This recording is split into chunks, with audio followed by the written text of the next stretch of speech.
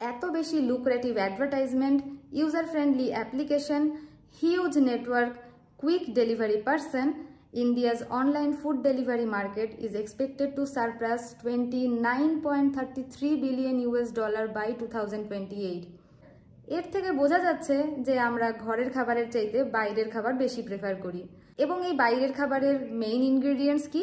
Refined flower, refined oil, too much of salt and sugar, different types of artificial flavors and colors, which are all causing different type of lifestyle disorders.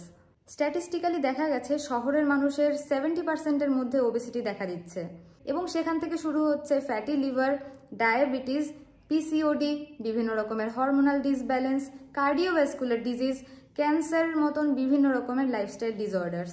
এত কিছুই যখন হচ্ছে তাহলে why are we giving so much importance to our little tongue rather than our whole body? Let's not make others wealthy. Let's make ourselves wealthy, because health is the ultimate wealth of ours.